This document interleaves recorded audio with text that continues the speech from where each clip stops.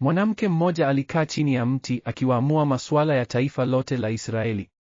Wanaume walimwogopa adui, lakini yeye aliamini Mungu. Jina lake ni Debora, na hadithi yake inaonyesha jinsi Mungu anavyoweza kutumia yeyote anayemcha. Katika Waamuzi sura ya 4 tunaona hadithi ya ajabu ya ushindi uliokuja kupitia imani badala ya nguvu. Israeli walikuwa wameshindwa na Yabin, mfalme wa Kanaani, kwa miaka 20. Askari wake walikuwa na magari ya vita 900 ya chuma.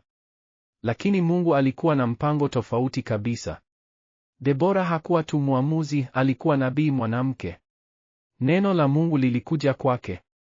Alipomuita Baraki, jemadari wa Israeli, alimwambia, Bwana Mungu wa Israeli ameamuru, nenda, uvute askari 10,000 kutoka Naftali na Zebuloni. Nitamkokota Sisera, jemadari wa jeshi la Yabin, pamoja na magari yake na askari wake hadi kijito cha Kishoni, na nitamtia mkononi mwako.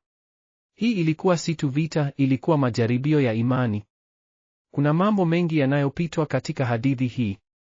Kwanza, Debora alikaa chini ya mti wa Debora. Si mti wowote, ni mti wake maalum.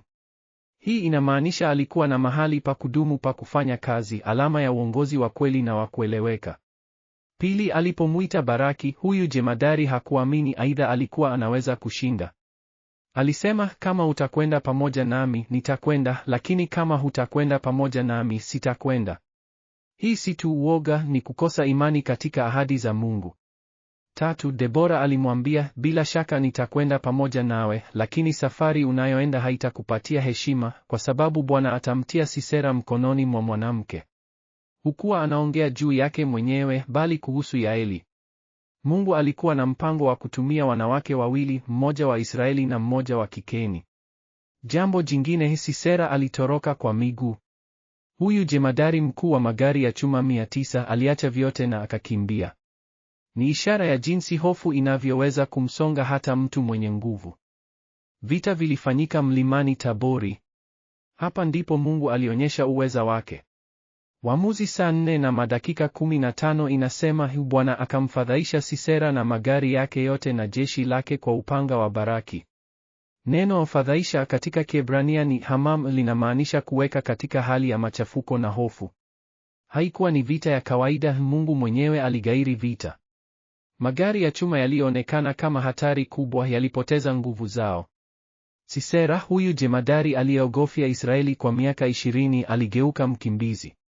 Alikimbilia hemani pa Yaeli, mke wa Heberi Mkeni. Alifikiria atapata usalama kwa sababu kulikuwa na amani kati ya Yabin na nyumba ya Heberi.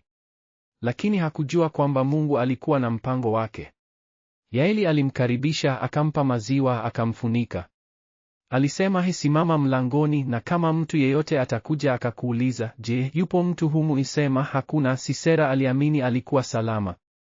Lakini alipokuwa amelala kwa uchovu, Yaeli alichukua kigingi cha hema na nyundo, akaingia polepole, akakigonga kichwa chake mpaka ardhini. Kigingi kikampita kichwa na kukagonga ardhi chini yake. Hadithi hii inatuonyesha mabadiliko makubwa ya kiroho. Kwanza ni mabadiliko ya uongozi. Wanaume wa Israeli walikuwa wameachwa na imani. Viongozi wao hawakuwa na ujasiri wa kukabiliana na changamoto. Lakini Mungu aliinua mwanamke, si kwa sababu hakuna mwanaume, bali kwa sababu yeye alikuwa na imani. Pili, mabadiliko ya ushindi. Israeli walikuwa wanafikiri ushindi unakuja kwa idadi ya askari na silaha bora. Lakini Mungu aliwaonyesha kuwa ushindi ni wake. Magari ya chuma hayakuweza kumpinga Mungu. Tatu, mabadiliko ya utii. Badala ya kuogopa wanadamu, Israeli walipaswa kuogopa Mungu. Baraki alimwogopa Sisera zaidi ya kumtii Mungu. Lakini Debora na Yaeli walionyesha utii wa kweli, hawakuogopa mwanadamu yeyote. Haya si mabadiliko ya kijamii tu, ni ya kiroho. Mungu anataka tuamini yeye zaidi ya kushindana na misingi ya dunia. Anataka tutii yeye zaidi ya kupendeza wanadamu. Wanyamapori wa msituni walikuwa na vita hivi kwa mshangao. Waliona jinsi binadamu wanavyoweza kupewa uongozi na nguvu, lakini kisha wakaogopa kutumia vipaji hivyo. Nimekuwa nikiangalia kutoka juu. Mwanamke mmoja ana imani kuliko majemadari wote wa askari. Kweli rafiki? Nimeona wanaume wengi wakikimbia wakiogopa adui. Lakini Debora na Yaeli hawakuogopa. Magari yale ya chuma yaliyotuogopesha sote yalikuwa si kitu mbele ya Mungu wa Debora. Ni jambo la kushangaza. Binadamu wamepewa akili na roho, lakini mara nyingi wanaogopa zaidi kuliko sisi. Lakini wale wanaoamini Mungu wao wanakuwa hodari kuliko simba wote. Tunaweza kujifunza kutoka kwao. Imani ni nguvu kuliko mifupa na mishipa yote. Hadithi ya Debora inatufundisha mambo muhimu ya leo. Kwanza, Mungu hatumii tu wale tunaowafikiria ni wakuu au wenye sifa. Anatumia wale wanaomcha na wanaoamini neno lake. Debora hakuwa na cheo cha kijeshi, lakini alikuwa na imani. Yaeli hakuwa Mwisraeli, lakini aliamua kumsaidia Mungu wa Israeli. Pili, hofu ni adui mkuu wa imani. Baraki alikuwa na askari, lakini alikuwa na hofu pia. Hofu imemzuia kuwa kiongozi aliyetakiwa kuwa. Tunaweza kuwa na elimu, utajiri, nafasi, lakini kama tuna hofu, hatutaweza kutumikia Mungu vizuri. Tatu, Mungu ana mpango hata wakati mambo yanapoonekana vibaya. Israeli walikuwa chini ya utumwa kwa miaka 20. Walifikiri Mungu amewasahau. Lakini Mungu alikuwa anajiendesha mpango wake kupitia Debora. Wakati unapokera magumu, usisahau kwamba Mungu anaweza kuanza uokovu kutoka pahali popote.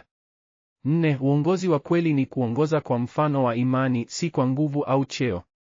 Debora hakuamuru watu, aliwaongoza kwa imani yake. Kama unataka kuongoza, anza kwa kuongoza maisha yako mwenyewe katika imani. Hebu tuombe pamoja. Baba wa anga, tunakushukuru kwa hadithi ya Debora na Yaeli. Tunaona jinsi unavyotumia wale wanaokutii bila kujali jinsia au asili yao. Tunakuomba utupe imani kama yao. Tuondoe hofu zetu na utujazie ujasiri wa kufanya kile unachotaka. Kama Debora, tufanye tuwe viongozi wazuri wa imani. Kama Yaeli, tufanye tuwe tayari kusaidia mpango wako hata kama ni hatari. Tusamehe pale tuliposhindwa kutokuamini. Tuimarishe ili tuweze kukushughulikia kwa moyo wote. Tufanye tuwe watu wanaokutii zaidi ya kuogopa dunia. Katika jina la Yesu tunaomba, amina. Mungu bado anatafuta madebora na mayaeli wa leo, watu wenye imani watakaomsimamia. Je, wewe ni mmoja wao? Jiunga nasi katika kipindi kinachofuata. Jiandikishe kwa maudhui zaidi ya kusoma Biblia.